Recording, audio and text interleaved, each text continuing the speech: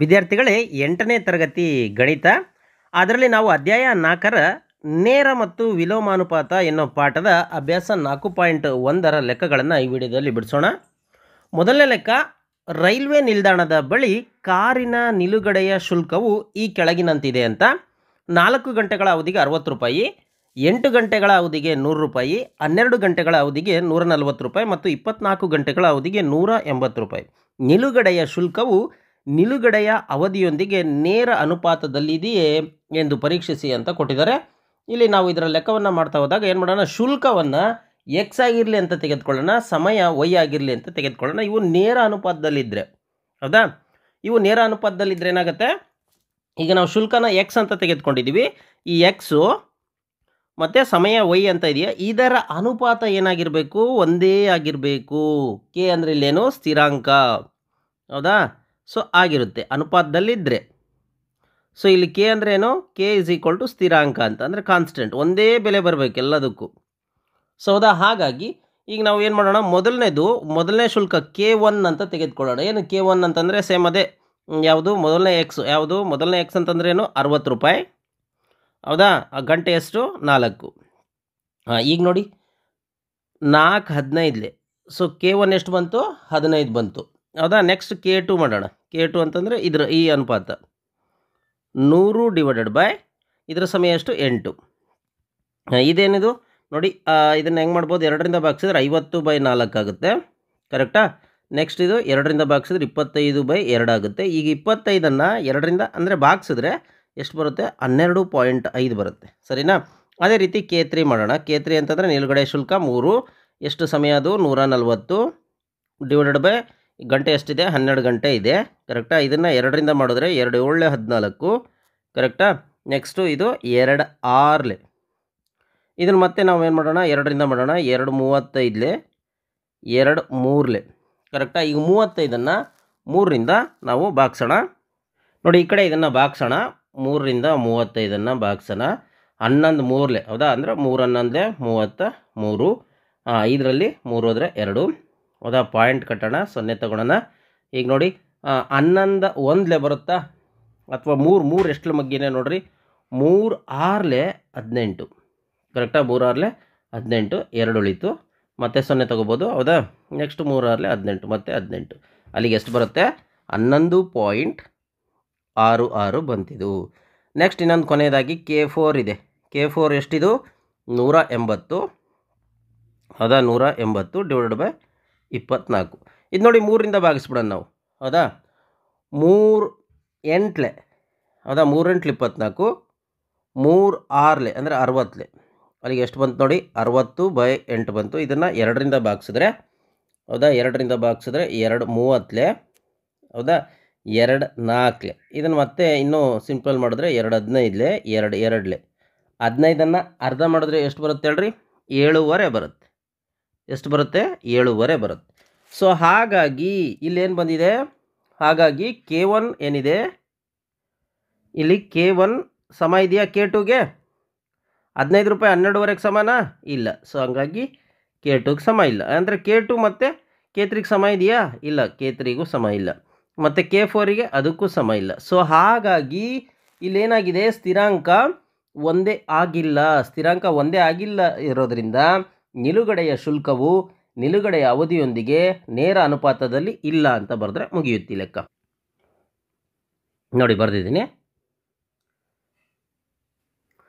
2ನೇ ಲೆಕ್ಕ, ಬಣ್ಣದ ಮಿಶ್ರಣವೊಂದನ್ನು 1 ಭಾಗ ಕೆಂಪು ವರ್ಣದ್ರವ್ಯ ಮತ್ತು 8 ಭಾಗ ಆಧಾರ ದ್ರವ್ಯ ಅಂದರೆ ಬೇಸ್ನೊಂದಿಗೆ ಸೇರಿಸಿ ತಯಾರಿಸಿದೆ. ಕೆಳಗಿನ ಕೋಷ್ಟಕದಲ್ಲಿ ಸೇರಿಸಬೇಕಾದ ಆಧಾರ ದ್ರಾವಕದ ಭಾಗವನ್ನು ಕಂಡುಹಿಡಿಯಿರಿ ಅಂತ ಕೊಟ್ಟಿದ್ದಾರೆ. ಇದು ಭಾಳ ಸಿಂಪಲ್ ಲೆಕ್ಕ. ಇಲ್ಲಿ ನಾವೇನು ಮಾಡೋಣ, ಆಧಾರ ದ್ರಾವಕದ ಭಾಗ ಎಕ್ಸ್ ಆಗಿರಲಿ ಮತ್ತು ವರ್ಣದ್ರವ್ಯದ ಭಾಗ ವೈ ಆಗಿರಲಿ ಅಂತ ತೆಗೆದುಕೊಳ್ಳೋಣ. ಮತ್ತು ಮಿಶ್ರಣ ನೇರ ಅನುಪಾತದಲ್ಲಿ ಇರಬೇಕು, ಹೌದಾ.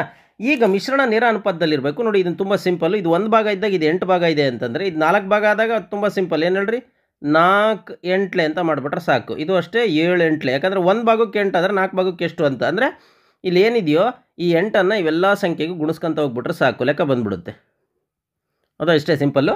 ಸೊ ಇದನ್ನು ನಾವು ಮಾಡ್ತಾ ಹೋಗೋಣ. ಈಗ ಏನು ಮಾಡೋಣ, ಮಿಶ್ರಣ ನೇರ ಅನುಪಾತದಲ್ಲಿದ್ದರೆ ಏನು, ಇದರ ಅನುಪಾತ ಯಾವುದು, ದ್ರಾವಕದ ಭಾಗ ಎಕ್ಸ್ ಮತ್ತು ವರ್ಣದ್ರವ್ಯದ ಭಾಗ ವೈ ಇದರ ಅನುಪಾತ ಏನಾಗಿರಬೇಕು, ಕೆ ಸ್ಥಿರಾಂಕ ಆಗಿರಬೇಕು. ಇಲ್ಲಿ ಕೆ ಯು ಒಂದು ಸ್ಥಿರಾಂಕ, ಕೆ ಯು ಏನು ಸ್ಥಿರಾಂಕ. ಈಗ ಮೊದಲನೇದು ತಗೊಳ್ಳೋಣ. ಮೊದಲನೇದು ಎಕ್ಸ್ ಅಂತಂದ್ರೆ ಏನಪ್ಪ, ಮೊದಲನೇ ಎಕ್ಸ್ ಅಂತಂದರೆ ವರ್ಣ ಆಧಾರ ದ್ರಾವಕದ ಭಾಗ ಅಂತ ಇದೆ. ಆಧಾರ ದ್ರಾವಕದ ಭಾಗ ಎಲ್ಲಿದೆ, 8 ಇಲ್ಲಿದೆ, ಹೌದಾ. ಹಾಗಾಗಿ 8. ವೈ ಅಂದ್ರೇನು, ವೈ ಅಂದರೆ ಇಲ್ಲಿ ತೊಗೊಂಡಿದ್ದೀವಲ್ಲ ಏನು, ವರ್ಣದ್ರವ್ಯದ ಭಾಗ ಎಲ್ಲಿದೆ, ಇದು ವರ್ಣದ್ರವ್ಯದ ಭಾಗ. ನೋಡಿ ಮೇಲ್ಭಾಗ ಏನಿದೆ ಇದು ವೈ, ಇದು ಕೆಳಭಾಗ ಏನಿದೆ ಎಕ್ಸ್ ಅಂತ ತೆಗೆದುಕೊಂಡಿದ್ದೀವಿ, ಹೌದಾ. ಸೊ ಇದನ್ನು ಹಾಕೊಂಬಿಟ್ರೆ ಆಯಿತು. ಸೊ ಇಲ್ಲಿಗೆ 1 ದಟ್ ಈಸ್ ಈಕ್ವಲ್ ಟು ಎಷ್ಟಾಗುತ್ತೆ ನೋಡಿ, 1/8/1 ಈಸ್ ಈಕ್ವಲ್ ಟು ಎಷ್ಟಾಗುತ್ತೆ, 8 ಆಗುತ್ತೆ. ಕರೆಕ್ಟಾ. ಸೊ ಹಂಗಾಗಿ ಮೊದಲನೇದು 8 ಬಂದಿದೆ ಅಂತ ಅರ್ಥ.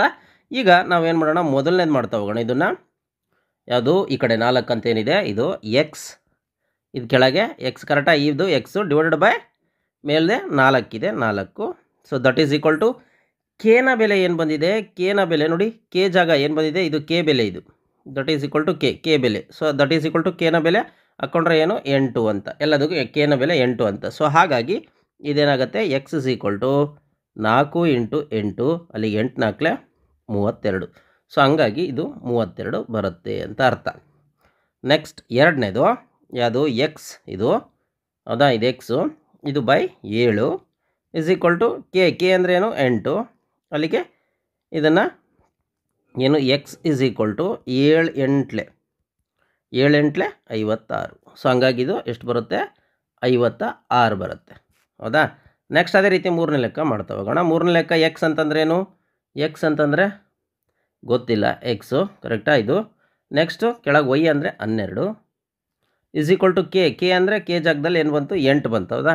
ಸೊ ಹಂಗಾಗಿ ಈಗ X is equal to 8 × 12, 12 8 96. So ಹಂಗಾಗಿ ಇಲ್ಲಿ ಎಷ್ಟು ಬರುತ್ತೆ, 96 ಬರುತ್ತೆ. ನೆಕ್ಸ್ಟ್ ಕೊನೆಯದಾಗಿ ನಾಲ್ಕನೇದು ಎಕ್ಸ್ ಅಂದರೆ ಗೊತ್ತಿಲ್ಲ, ವೈ ಅಂದರೆ ಅದು ಇದು 20 ಇಸ್ ಈಕ್ವಲ್ ಟು 8. ಈಗ ಎಕ್ಸ್ ಇಸ್ ಈಕ್ವಲ್ ಟು 20 × 8, ಹೌದಾ. 2 8 16, 1 0 160 ಬಂತು. ಸೊ 160 ಇದು ನಮಗೆ ಬೇಕಾಗಿರ್ತಕ್ಕಂಥ ಲೆಕ್ಕ. ಈ ಬಾಕ್ಸಲ್ಲಿ ನಾವು ಈ ರೀತಿ ಇದನ್ನು ತುಂಬಿಟ್ರೆ ಸಾಕಾಗತ್ತೆ. ಈಗ ಮೂರನೇ ಲೆಕ್ಕ, ಮೇಲಿನ ಪ್ರಶ್ನೆ 2ರಲ್ಲಿ ಒಂದು ಭಾಗ ಕೆಂಪು ವರ್ಣದ್ರವ್ಯಕ್ಕೆ 75 ಮಿಲಿಲೀಟರ್ ಆಧಾರ ದ್ರಾವಕ ಬೇಕಾದರೆ 1800 ಮಿಲಿಲೀಟರ್ ಆಧಾರ ದ್ರಾವಕದೊಂದಿಗೆ ಮಿಶ್ರಣ ಮಾಡಬೇಕಾದ ಕೆಂಪು ವರ್ಣದ್ರವ್ಯ ಎಷ್ಟು ಅಂತ ಕೇಳಿದರೆ, ಹಿಂದಿನ ಲೆಕ್ಕ ಏನು ನೋಡೋಣ, ಅದನ್ನು ಇನ್ನೊಂದು ಸರಿ ಬರ್ಕೊಂಬಿಡೋಣ. ಅಥವಾ ಹಿಂದಿನ ಲೆಕ್ಕ ಗೊತ್ತಿದೆ, ಇಲ್ಲಿ ನಾವೇನು ಮಾಡೋಣ, ಹಿಂದಿನ ಲೆಕ್ಕದಂಗೆ ಆಧಾರ ದ್ರಾವಕದ ಭಾಗ ಎಕ್ಸ್ ಆಗಿರಲಿ, ಹಾಗೆ ವರ್ಣದ್ರವ್ಯದ ಭಾಗ ವೈ ಆಗಿರಲಿ ಅಂತ ತೆಗೆದುಕೊಳ್ಳೋಣ. ಮಿಶ್ರಣ ನೇರ ಅನುಪಾತದಲ್ಲಿ ಇರಬೇಕು ಅಂತ ಆಗಿದೆ ಇಲ್ಲಿ. ಆದ್ದರಿಂದ ಏನಾಗುತ್ತೆ, ಇದರ ಅನುಪಾತ ಏನಿದೆ, X by Y is equal to K. ಇಲ್ಲಿ ಇದು ಸ್ಥಿರಾಂಕ ಆಗಿರಬೇಕು, ಕೆ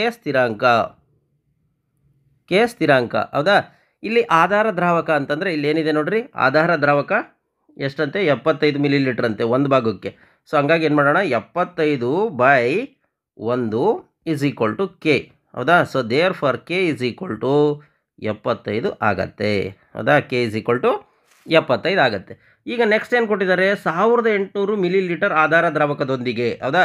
ಮತ್ತೆ ಇನ್ನೊಂದು ಸರಿ ಬರ್ಕೊಳ್ಳೋಣ, X by Y is equal to K, ಹೌದಾ. ಎಕ್ಸ್ ಅಂತಂದರೆ ಏನಿಲ್ಲಿ ಆಧಾರ ದ್ರಾವಕ ನೋಡಿ, ಆಧಾರ ದ್ರಾವಕ ಅಂತಂದರೆ 1800, ಕರೆಕ್ಟಾ, 1800. ವೈ ಅಂತಂದರೆ ಏನು, ಕೆಂಪು ದ್ರವ್ಯ ಅಂತ ಕೊಟ್ಟಿದ್ದಾರೆ. ಇಲ್ಲಿ ನಾವು ಏನು ಮಾಡೋಣ, ಕೆಂಪು ವರ್ಣದ್ರವ್ಯ ವೈ ಅಂತ ತೆಗೆದುಕೊಂಡಿದ್ದೀವಿ, that is equal to Y. ಈಗ that is equal to K. ಈಗ ಈ ಕಡೆ ನೋಡ್ರಿ, K is equal to 1800 by Y. K ಅಂತಂದ್ರೆ ಏನು, ಕೆ ಅಂದರೆ ಕಂಡಿಡಿದ್ವಲ್ಲ 75 ಅಂತ, ಹಂಗಾಗಿ 75 is equal to 1800 by Y. ಈಗೇನು ಮಾಡೋಣ, ಓರೆ ಗುಣಾಕಾರ ಮಾಡೋಣ ಅಥವಾ ಇದನ್ನು ಇಂಟರ್ಚೇಂಜ್ ಮಾಡೋಣ. ಆಗ Y is equal to 1800 by 75. ಈಗ ನೋಡಿ, ಇದನ್ನು 5ರಿಂದ ನಾವು ಭಾಗಿಸೋಣ, ಹೌದಾ. 5ರಿಂದ ಭಾಗಿಸೋಣ, 5 15 5ಲೆ, ಹೌದಾ, 15 5ಲೆ, ಹಂಗಾಗಿ 15 ಬಂದುಬಿಡುತ್ತೆ. ಇದು 180ಅನ್ನು 5ರಿಂದ ಭಾಗಿಸಿದ್ರೆ ಅಂದರೆ 1800 ನೋಡಿ, 5 ಏನು 5 3ಲೆ 15, ಕರೆಕ್ಟಾ. 3 ಉಳಿತು, 0 ತೆಗೆದುಕೊಳ್ಳೋಣ, 5 6ಲೆ 30. ಸೊ ಇನ್ನೊಂದು 0 ಇದೆ, ಒಂದು 0 ಹಾಕೊಂಬಿಟ್ರೆ ಅಲ್ಲಿಗೆ ಎಷ್ಟು ಬರುತ್ತೆ, 5 360ಲೆ, ಇಲ್ಲಿ ಕೆಳಗೆ 15ಲೆ. ಈಗ ಇದನ್ನೇನು ಮಾಡೋಣ, ಡೈರೆಕ್ಟ್ 15ರಿಂದನೇ ಮಾಡಿಬಿಡೋಣ. ಯಾವುದು 360 15ರಿಂದ, ಹೌದಾ. 15 2ಲೆ 30, ಹೌದಾ. 6 ಉಳಿತು, ಇಲ್ಲಿ 0 ಕೆಳಗೆ ಇಳಿಸ್ಕೊಳ್ಳೋಣ. ಆವಾಗ ಈಗ 15 4ಲೆ 60. ಸೊ ಅಲ್ಲಿಗೆ ಎಷ್ಟು ಬಂತು, 24 ಬರುತ್ತೆ. ಸೊ ಹಾಗಾಗಿ ಇಲ್ಲೇನು ಮಾಡೋಣ, ವೈ ಭಾಗ ಎಷ್ಟಾಗುತ್ತೆ, 24 ಭಾಗ ಆಗುತ್ತೆ. So y is equal to 24 ಭಾಗ.